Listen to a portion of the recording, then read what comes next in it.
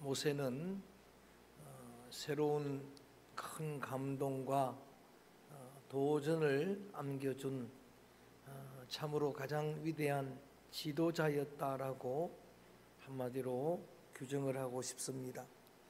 그래서 저는 발을 새롭게라고 하는 제목의 설교를 준비했다가 이 따끈한 감동을 여러분과 함께 바로 나누고 싶어서 어제 설교 제목을 바꾸고 설교를 다시 준비해서 모세 리더십이란 제목으로 말씀을 함께 나누려고 합니다. 따라합니다. 모세 리더십.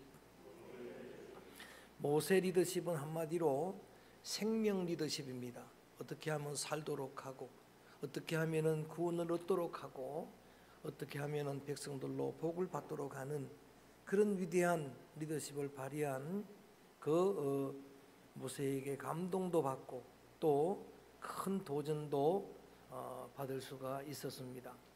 모세는 여러분 아시는 대로 태어나면서부터 얼굴이 준수했다라고 성경에 표현하고 있습니다. 아이가 갓난아이가 잘나봐야 얼마나 잘났겠습니까? 그런데 하나님께서 특별한 은혜를 주셔서 당시에 로마 이집트 바로왕의 어명에 의해서 사내아이를 낳으면은 죽일 수밖에 없었는데 모세의 부모님은 목숨을 걸고 모세를 양육합니다. 그 얼굴이 준수했다라고 그 한 기준에 양육하지만 한계가 있었습니다. 이제 모세가 100일이 되었을 때에 더 이상 숨겨 양육할 수 없어서 나일강에 버리게 되는데 그런데도 모세는 죽지 않습니다.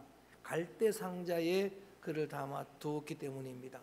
갈대 상자나 노아의 방주가 같은 히브리어 단어입니다. 여하간 그래서 모세는 이제 바로 왕의 공주의 아들로 소위 이집트 왕자로 40년을 자라게 됩니다. 그것을 소위 모세의 제1기라고 말합니다. 무디 목사님은 영어로 썸씽이었다. 그때는 이제 40 나이에 젊음도 있었고 패기도 있었고 열정도 있었고 애국심도 있었던 그런 때에 이제 하나님이 나를 쓰시겠다라고 생각을 했는데 아직은 준비 기간이었습니다. 애굽의 모든 문물을 40년 동안 준비하는 일기 기간도 너무나 소중한 기간이었지만 무디 목사님이 말한 제2기는 미디안 광야에서 40년을 목양의 사역을 한 기간입니다. 낫싱이라고 그렇게 표현을 했지만 그런 40년의 기간이 결코 무의미한 시간이 아니었습니다. 미디안 광야에서 자신의 장인인 이드로의 양을 키우는 목동으로 산 40년도 이스라엘 백성을 40년 인도해야 될 지도자 모세에게는 너무나 소중한 준비의 기간이었습니다. 낫싱이 된 거죠. 아무것도 할 수 없다라고 말할 때 그때 하나님이 그를 부르시고 그리고 그에게 사명을 주시고 떨기나무 가운데 불로서 임재하신 하나님이 모세야라고 불러주시고 콜링이라고 말합니다. 그리고 모세야 바로에게로 가라 파송하는 겁니다. 사명을 미션을 준 겁니다.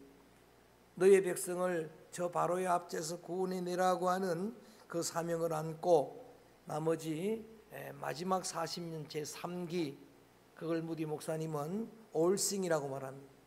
전체가 하나님의 능력으로 전체가 소중한 리더십을 발휘한 기간으로 지낸 그 40년의 세월도 지나고 오늘 본문 말씀에는 파란만장했던 모세의 120년 인생이 엔딩되는 마감 부분입니다.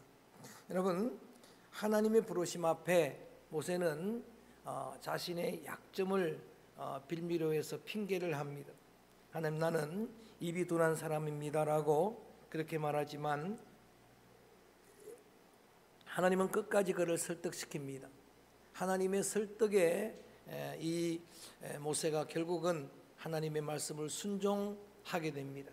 그래서 그의 생명 리더십은 제일 먼저 순종의 리더십으로 발휘가 됩니다. 이후로 모세는 단 한 번도 하나님을 거역하지 않습니다. 전적으로 하나님을 순종하는 그 순종으로 리더십을 발휘하게 되는데, 오늘 이 모세 이야기를 출애굽부터 신명기까지 긴 내용을 할애하고 있는데, 그 중에서 그의 리더십을 발휘한 몇 군데 본문을 함께 찾아 읽으면서 그런 은혜를 나누려고 합니다. 제일 먼저 확인할 수 있는 그의 리더십은 출애굽기 14장 13절입니다. 우리 한번 함께 읽어봅니다. 출애굽기 14장 13절 시작. 모세가 백성에게 이르되 너희는 두려워하지 말고 가만히 있어서 오늘 너희를 위하여 행하시는 구원을 보라. 너희가 오늘 본 애굽 사람을 영원히 다시 보지 아니하리라. 아멘. 잘 아시는 대로 앞에는 홍해가 가리고 있습니다. 뒤에는 애굽의 마병이 그의 병거가 추격해오고 있습니다. 그야말로 진퇴양난의 위기 가운데 있는 백성들에게 모세는 두려워하지 말라고 말합니다. 격려합니다. 위로합니다. 그리고 하나님에게 대한 믿음을, 확신을 심어줍니다. 하나님이 이제 너희들을 구원할 것이다. 너희는 가만히 있어서 하나님의 구원을 보라. 너희가 보니 애굽 모든 마병들은 다시는 볼 수 없도록 하실 것이다. 이게 여러분 위대한 모세의 리더십입니다. 백성은 어쩔 수 없이 두려워합니다. 양들은 두려워합니다. 성도들은 두려워할 수밖에 없어요. 그런데 그때의 리더십은 이런 겁니다. 같이 두려워하고 같이 좌절하고 원망하는 게 아니라 두려워하지 마십시오. 염려하지 마십시오. 할렐루야. 하나님이 역사하실 것입니다. 하나님이 함께 하실 것입니다. 하나님에 대한 확신을 심어주는 그의 리더십이었습니다. 그리고 그들 보는 눈앞에서 하나님의 역사를 드러냅니다. 모세가 야훼의 지팡이를 손에 들고 그 지팡이를 홍해바다를 향해 뻗칠 때에 그 홍해가 갈라졌습니다. 여러분 아시는 대로 홍해바다가 여러분 마른 땅처럼 열렸습니다. 그 마른 땅 홍해바다 밑에 예비한 그 하나님의 길을 이스라엘 백성들이 넉넉히 건너갈 수가 있었습니다. 그리고 그 뒤를 따르던 애굽의 모든 마병은 수장되는 그런 기적을 보여주었습니다. 마실 수 없는 마라의 물 앞에서도 그는 그런 리더십을 발휘합니다. 역시 하나님의 지시를 따라서 한 나무 가지를 마라의 쓴물에 던질 때에 그 물이 백성들이 마실 수 있는 생수로 변하는 기적을 보여줍니다. 예수님의 십자가가 연상되는 여러분 그 물의 기적으로 그렇게 여러분 하나님을 드러내면서 이렇게 오늘 기도자가 기도했던 대로 선포합니다. 따라합니다. 여호와 라파. 할렐루야. 치료하시는 분은 하나님인 줄로 믿습니다. 하나님의 거룩함을 드러냅니다. 하나님의 영광을 드러냅니다. 뿐만 아니라 여러분 잘 아시는 대로 다 찾아 있질 않습니다. 몇 군데만 읽습니다. 출애굽기 17장 말씀을 제가 너무 자주 인용해서 이스라엘 백성들의 쳐들어왔던 아말렉, 그것도 큰 위기입니다. 홍해만큼 큰 위기입니다. 형제였는데 원수가 되었습니다. 그때에 여호수아와 그리고 이스라엘의 군사들이 전장에 참전했는데 그들이 잘 싸워 이긴 싸움이 아니라 모세가 기도해서 이기는 싸움입니다. 산에 올라가서 기도합니다. 모세의 기도에 손이 내려오지 않게 되자 여러분 그 전쟁에서 이스라엘은 완전히 승리하게 됩니다. 그리고 나서 또 하나님의 영광을 드러냅니다.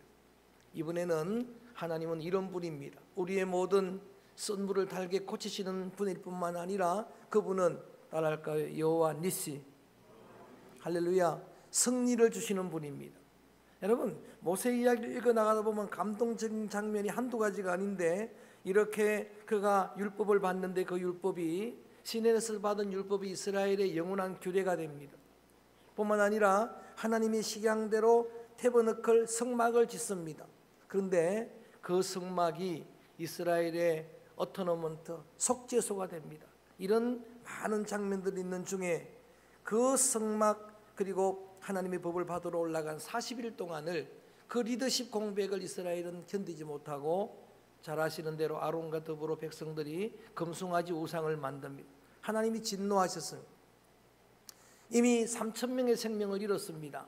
그때의 리더십을 이렇게 발휘합니다. 출애굽기 32장 32절 말씀을 한번 읽어봅니다. 출애굽기 32장 하나씩 찾아가면서 읽어봅니다. 32절 말씀 우리 찾았으면 큰 소리로 한번 읽어봅니다. 32절 말씀 시작. 그러나 이제 그들의 죄를 사하시고 그렇지 아니하시면 원하건대 주께서 기록하신 책에서 내 이름을 지워버려 주옵소서. 이때쯤 될 때는 저는 제 마음에 감동이 넘쳤습니다. 잘 알고 있는 말씀임에도 불구하고 여러분 정말 여기에서 확인할 수 있는 위대한 모델 리더십을 볼 수 있었기 때문입니다. 여러분 아시는 대로 백성들과 하나님 사이를 막아서고 하나님의 진도를 막아서 그가 중보기도를 드리는데 이런 기도를 어떻게 드릴 수 있을까? 하나님, 내 이름이 하나님의 책에서 지워질지라도 이 백성들은 용서해 주시옵소서. 사실 이스라엘 백성들이 가장 큰 하나님의 저주로 생각하는 게 뭔가 하면은 하나님의 책에서 지워지는 겁니다. 이게 성경의 곳곳에 나옵니다. 반면에 최고의 복은 뭔가? 하나님의 책에 기록되는 거예요. 그래서 계시록 3장 5절 말씀에 보면 내 이름이 생명책에서 지워지지 아니하리라 말씀을 하시고, 또 제자들이 선교의 사명을 감당하고 돌아와서 보고할 때에 이런 감동적으로 그들이 흥분하여서 보고합니다. 선생님, 우리가 나가서 선교할 때 기적이 나타났습니다. 우리가 명령하니까 귀신이 떠나갑니다. 할렐루야. 우리가 명령하니까 기머거리가 길을 엽니다. 소경이 보게 됩니다. 벙어리가 말을 하게 됩니다. 심지어 죽은 자도 살아납니다 했더니 예수님께서 칭찬하거나 감동하기보다 이렇게 말씀을 하십니다. 그것 때문에 기뻐하지 말고, 기적이 나타난다고 기뻐하지 말고 너 이름이 하늘에 기록된 것으로 기뻐하라. 이게 여러분, 모세가 드린 이 기도는 영혼을 걸고 기도한 거예요. 자신의 영혼을 걸고 기도한 겁니다. 예수님의 중보기도도 생각났지만 저는 이 본문을 읽을 때에 로마서 9장에 모세의 기도가 생각이 났습니다. 모세가 자기의 동족 유대의 구원을 확신하지만 그걸 놓고 중보기도할 때에 제가 하나님께 중보하고 기도드릴 이 기도의 제목을 들어주옵소서. 만일 그렇지 않으면 저를 생명책에서 지워주옵소서. 똑같은 기도를 하는 거예요. 내가 그리스도에게서 끊어질지라도 반하는 바로다. 똑같은 내용 아닙니까? 여러분, 이렇게 기도했던 그의 리더십이 우리에게 큰 감동을 안겨주고 있습니다. 이렇게 기도할 수 있을까? 어느 누구도 자신이 없습니다. 또한 민수기로 이제 넘어와서 보면 민수기 12장으로 한번 넘어가 보겠습니다. 12장 3절을 우리 한번 함께 먼저 읽습니다. 민수기 12장 3절입니다. 민수기 12장 3절 한번 소리내서 크게 읽어봅니다. 12장 3절 말씀 시작. 이 사람 모세는 온유함이 지면의 모든 사람보다 더하더라. 이 하나님의 인정하시는 리더십을, 여러분 온유의 리더십을 어디에서 나온 말씀인가? 그 내용을 좌우로 앞뒤를 살펴보면은 모세도 사람이라서 지도자였지만 광야의 고독함을 이길 수가 없었어요. 그 외로움을 이기지 못하고 구스 여인을 취했습니다. 하나님의 금한 그런 명령에 하나님의 그 금한 말씀을 그가 행했던 것입니다. 그래서 미리암이 그의 누이가 그를 비방하고 있는 그런 때예요. 그래서 큰 실수를 했고 미리암이 비방하고 있는 상황이지만 하나님은 그것과 전혀 상관없이 모세를 이렇게 칭찬합니다. 모세는 온유함이 지면의 모든 사람보다 더했더라. 옛날에는 성했더라 그랬는데 모세를 한마디로 하나님 인정하기를 그는 온유한 지도자였다라고 그렇게 이야기합니다. 그러니까 오늘 이 표현을 보면은 여러분, 예수님이 세례 요한을 칭찬할 때 여자가 낳은 자 중에 가장 크다 그랬죠. 어떤 누구보다도 큰 선지자가 세례 요한이었다고 하면은 가장 온유한 선지자는 모세였습니다. 아브라함도 아니고 요셉도 아니고 다윗도 아니고 엘리사도 아니고 가장 온유한 그런 선지자가 바로 모세였다라고. 그의 온유의 리더십을, 그래서 예수님의 그림자라고 이야기하는 겁니다. 마태복음 11장에 보면 예수님이 말씀하십니다. 예수님의 마음을 이렇게 표현합니다. 한번 같이 할까요? 나는 마음이 어떠하고 온유하고 겸손하니. 예수님의 마음입니다. 여러분, 그 마음이 부어진 겁니다. 하나님의 마음이 부어진 겁니다. 그것이 그의 리더십이었어요. 그래서 온유한 자는 복이 있는데 땅을 기업으로 차지할 것이라고 했는데 그 온유로 승부하고 승리한 그런 지도자가 바로 여러분 모세입니다. 그래서 이렇게 하나님이 인정했는데 그게 어떻게 증명되는가? 자기를 비난하는, 비록 누나지만 비방하는 원수 아닙니까? 형제라도 나를 비방하고 대적할 때 그를 위해 기도할 수가 없습니다. 기도하기가 결코 쉽지 않습니다. 그런데 어떤 기도를 드립니까? 민수기 12장 13절 말씀 봅니다. 이렇게 기도합니다. 모세가 드리는 기도입니다. 이 12장 13절 말씀 시작. 모세가 여호와께 부르짖어 이르되 하나님이여 원하건대 그를 고쳐 주옵소서. 그 기도를 하나님이 들어주셨습니다. 그렇게 그 미리암을, 나를 비방하는 대적하는 미리암을 위해 기도한 그런 온유가 어떻게 가능했을까? 모세 이야기를 쭉 읽어 나가는 중에 저는 그 비밀을 알 수가 있었습니다. 모세는 많은 사람들, 여호수아 이야기로 넘어가서 보니까 여호수아는 대적자가 없었습니다. 하나님이 그렇게 말합니다. 너 사는 날 동안 대적자가 없을 것이라. 그런데 모세는 너무나 많은 사람들이 그를 대적합니다. 일어납니다. 원망합니다. 근데 그럴 때마다 모세의 온유를 지킬 수 있는 그 비밀이 하나가 있었는데 절대로 모세는 변명하지도 않습니다. 변론하지도 않습니다. 그들과 다투지도 않습니다. 그럴 때마다 모세가 했던 것은 하나님께 달려갑니다. 성소로 달려갑니다. 미리암을 안 보겠다는 이야기입니다. 그리고 하나님께 그 시선을 고정하겠다는 이야기입니다. 그리고 하나님께 기도할 수가 있었습니다. 이게 비밀입니다.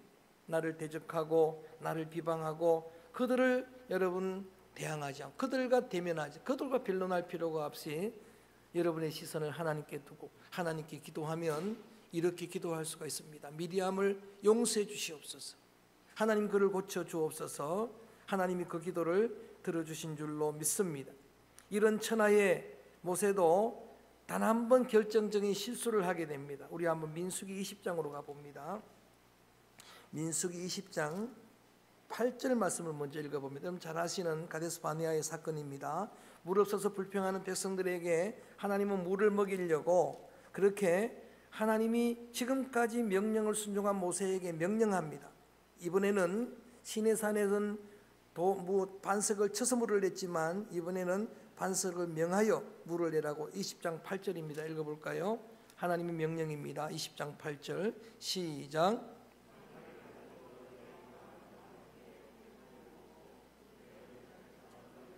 반석에게 명령하여 물을 내라 하라. 내가 그 반석의 물을 내게 하여 회중과 그들의 짐승에게 마시게 할지니라. 이것이 하나님의 명령입니다. 하나님의 계획입니다. 그런데 11절 말씀 봅니다. 11절 시작. 모세가 그의 손을 들어 그의 지팡이로 반석을 2번 치니 물이 많이 솟았으므로 회중과 그들의 짐승이 마시니라.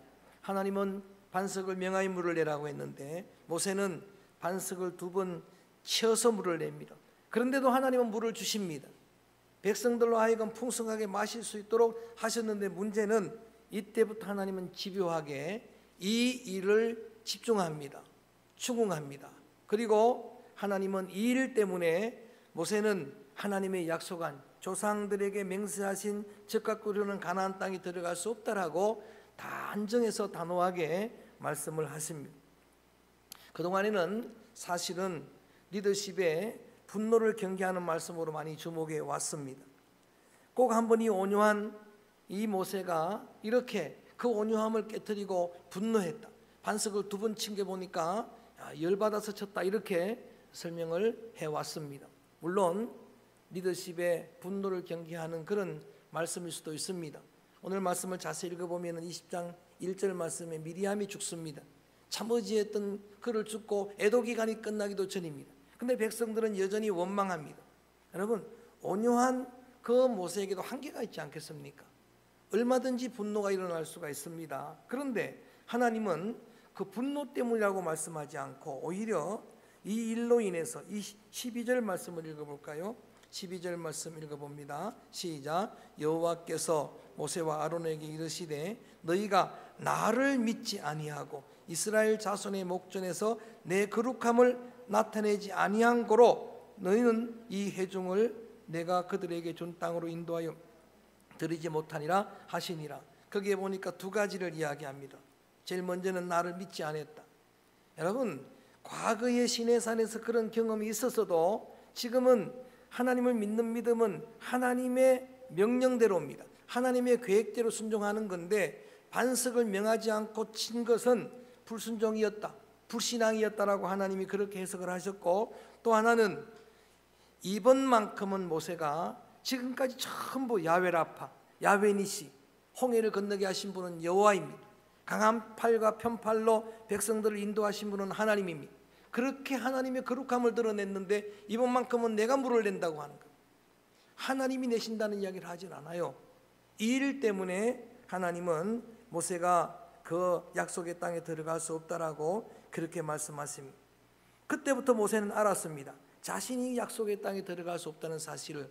근데도 불구하고 모세는 자신에게 주어진 사명을 끝까지 최선을 다해 감당합니다. 우리 한번 민수기 21장 9절을 볼까요? 21장 9절 그 다음 장 읽어봅니다. 한번 크게 읽어봅니다. 시작. 모세가 놋뱀을 만들어 장대 위에 다니 뱀에게 물린 자가 놋뱀을 쳐다본 적 모두 살더라. 반복해서 계속해서 하나님께서 모세야 너는 가나안에 들어갈 수 없다라고 깨우쳐 줍니다. 일깨워 줍니다. 그래서 모세는 자신이 하나님 한번 말씀하시면 시건치 않는 분이니까 가나안 못 들어갈 걸 알았어요.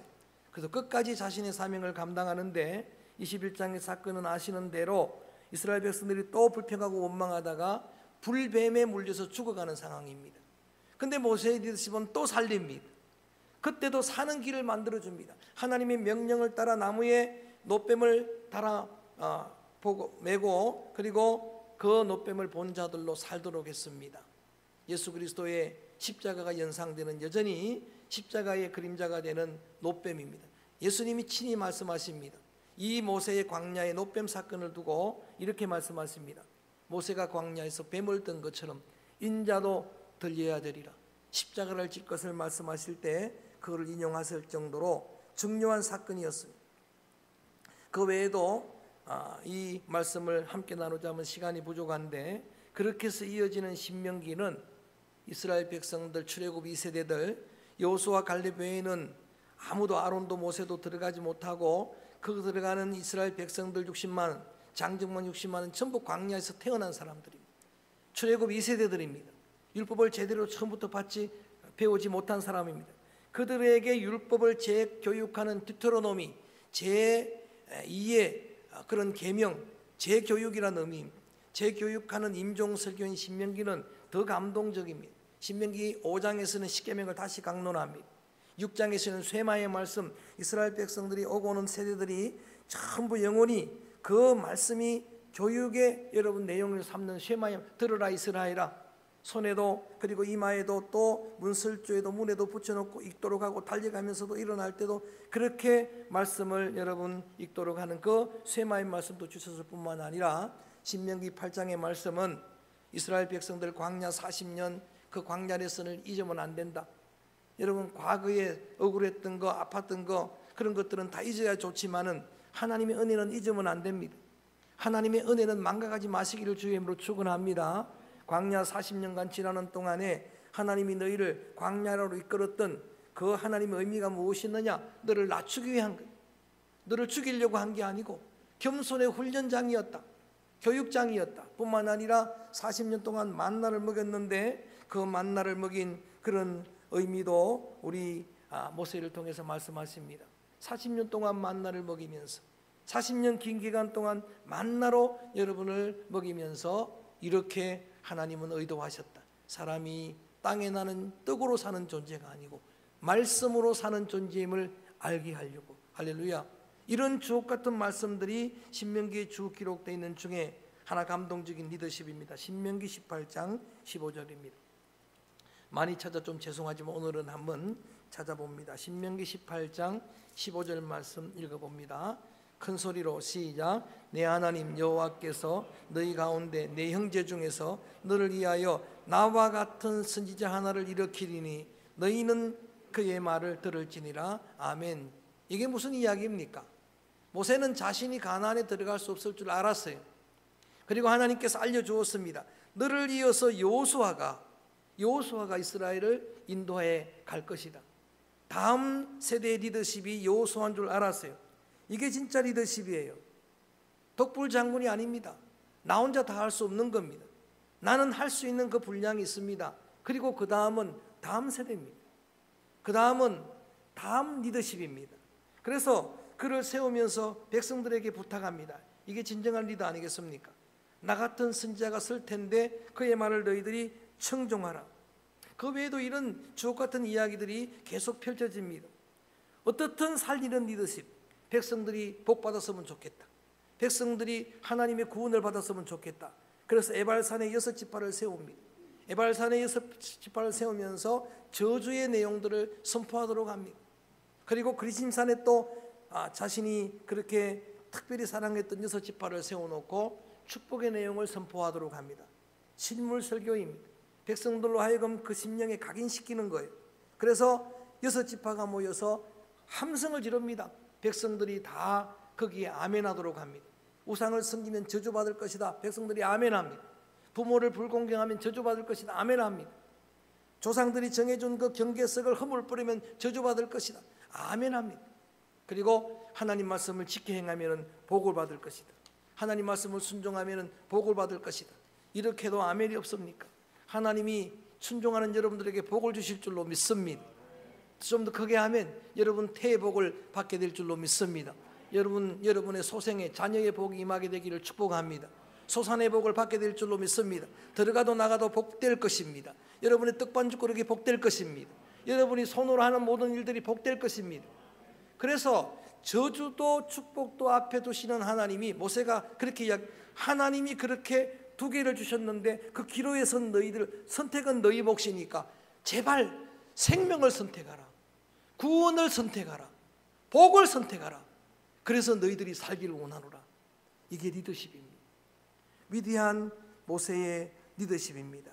심지어는 저는 33장을 읽을 때 다 읽었던 내용이죠. 그런데도 더 큰 감동을 받은 것은 자신이 가나안에 들어가지 못할 걸 알고도 이제는 정말 임종 순간입니다. 요온 같은 그런 여러분, 그의 마지막 축복은 12지파를 한 사람도 빼놓지 않고 축복하는 내용입니다. 창세기 49장에서 야곱이 임종 전에 이 자신의 12아들을 축복했던 똑같은 내용으로, 똑같은 의미로 축복을 하게 됩니다. 자신이 가나안에 들어갈지 못할 걸 알고도 한 사람도 빼놓지 않고 르우벤서부터 므낫세, 에브라임 쭉 이렇게 단지파 다들 축복하는데, 내용을 보니까 어떤 사람들은 별로 복을 받지 못해요. 어떤 사람은 반절짜리 복을 받아요. 어떤 사람들은 그냥 안에 있는 백성이 될 것이다, 바깥에 있는 그런 백성이 될 것이다, 그런 정도로 복을 선포하는 반면에 어떤 지파들은 풍성하게 복을 선포합니다. 놀라운 사실은 그 이혼 임종의 마지막 그런 축복 선언이 그대로 됩니다. 할렐루야. 얼마나 대단한 권위입니까? 마지막 유언하는데 그대로 다 돼요. 야곱이 이스라엘 12아들을 여러분 그렇게 축복하는데 그게 자신의 생각, 자신의 감정대로만 했겠습니까? 하나님의 감동으로 했기 때문에 그대로 되는 겁니다. 놀라운 권위입니다. 자, 그렇게 이 모든 여정을 마치고 난 다음에 드디어 오늘 본문으로 넘어가 봅니다. 우리 모세 이야기가 마지막 마쳐지는 신명기 34장입니다. 그때의 모세의 상황을 이렇게 이야기를 합니다. 우리 한번 7절 말씀 읽어봅니다. 자, 이제 모든 생애를 정말 마감합니다. 사실 엄숙한 순간입니다. 이거를 읽어나가는데 우리에게 하나님의 감동을 주셨고 많은 눈물도 주셨습니다. 그렇게 읽었던 말씀입니다. 7절 말씀 함께 읽어봅니다. 시작. 모세가 죽을 때에 그의 눈이 흐려지지 아니하였고 기력이 쇠하지 아니하였더라. 제가 이 말씀이 너무 인상적이에요. 120세 마지막 모세가 임종하는 순간입니다. 느보산에 하나님께서 그를 불러 올리시더니 하나님도 조금 심하셨습니다. 그 약속의 땅을 다 보여주십니다. 그 땅을 다 보여주시면서 이렇게 말씀하십니다. 너는 들어갈 수 없어. 또 이야기하십니다. 그때 가데스 바네아에서 이렇게 했기 때문에 너는 들어갈 수 없어 할 때 모세가 거기 주고 장사 지내는데 유독 성경은 이렇게 밝히고 있습니다. 나이를 밝힙니다. 120세인데 또 이어서 강조하는 게 그런데 눈이 흐려지지 않았다. 기력도 쇠하지 않았다. 제가 이 말씀을 읽고 설교를 준비하면서 그런 기도를 드려봤습니다. 120세까지는 안 하겠습니다. 그때까지는 안 하겠습니다. 그런데 여러분 소원하는 그 숫자를 내가 뭐든지 기도하고 싶어요. 하나님께서 여러분에게 그런 여러분 그 소원을 들어주셔서 그때까지 각자가 정한 그 시간 속으로 한번 해보세요. 박 장로님은 90이라고 적어놨으니까 내가 그때까지 기력도 쇠하지 않기를 축복합니다. 크게 아멘. 눈도 흐려지지 않기를 축복합니다. 할렐루야. 머리도 더 나기를 축복합니다. 그런데 여러분 왜 위대한가 봤더니, 그런데 그 모세는 그런 상황 속에서 한마디도 하지 않습니다. 얼마든지 나 할 수 있는데, 아직은 건강이 넘치는데 그런 말 없어요. 그래서 하나님께서 그 가데스에서 한 사건 때문에 나를 이렇게 집요하게 추궁하시지만 여기까지가 하나님 뜻인 줄 알았다 이 말입니다. 여기까지가 하나님의 뜻인 줄 알고 그걸 그대로 수용하는 거예요. 그래서 그의 삶을 그렇게 아름답게 마감을 하는 것. 여러분, 이렇게 모세가 생을 마쳤을 때에 저는 이런 감동적인 장면을 읽어나가면서 특별히 이스라엘 백성들이 거기 장사 지낸 바 되고 무덤은 찾을 수 없었습니다만 모세가 죽은 일로 인해서 30일을 애도합니다. 그거 하나만 가지고도 그는 훌륭한 위대한 리더가 아니겠습니까?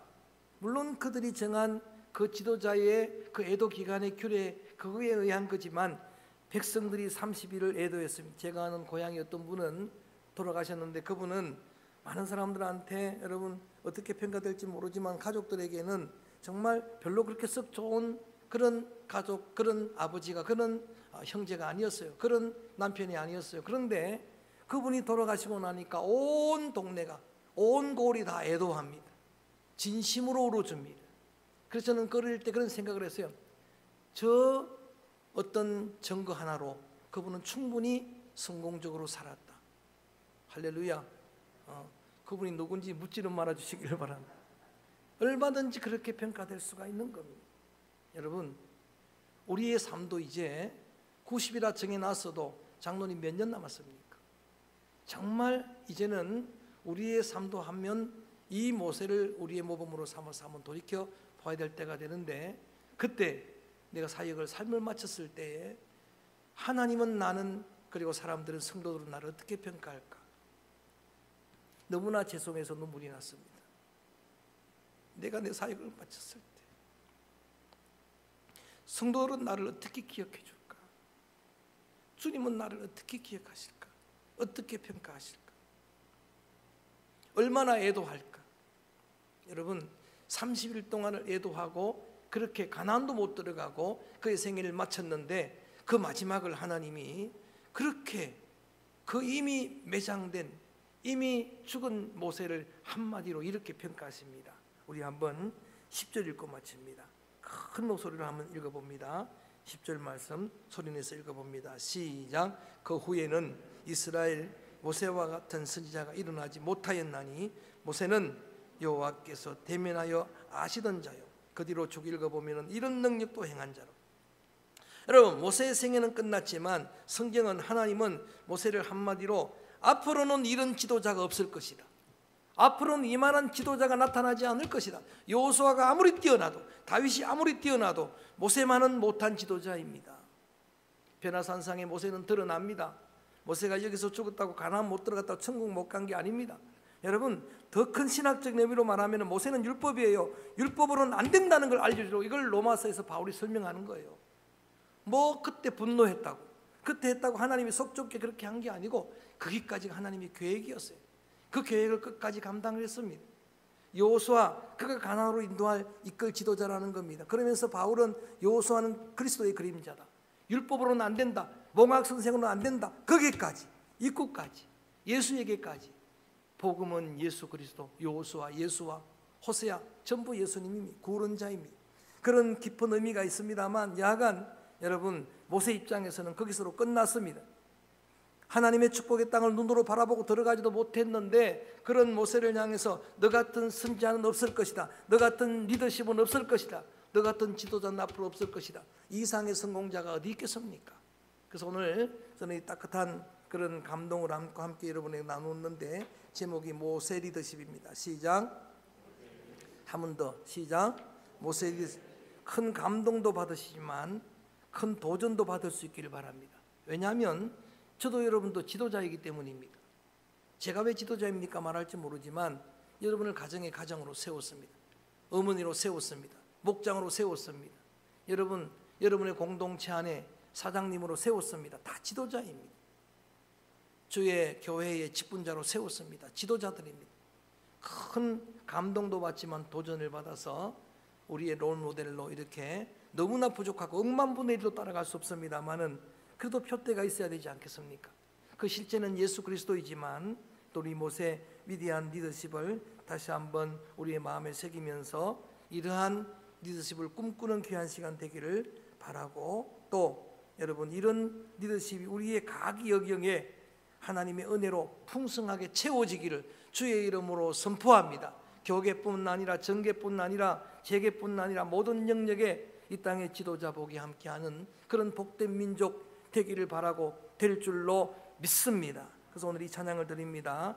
모세의 일생을 쭉 한번 짧은 한 시간에 돌아보면서 내 일생 평생도 한번 돌아볼 때 우리는 죄송합니다. 부족합니다. 그런데도 앞으로 남은 생애는 중간평가했으니까 하나님 주님에게 인정받고 주님에게 그렇게 주님의 소중한 사명을 감당하는 그런 온유한 지도자였다라고, 그리고 가장 위대한 리더십이었다라고 인정받는 그 반열에 다 서기를 희망함으로 내 평생 살아온 길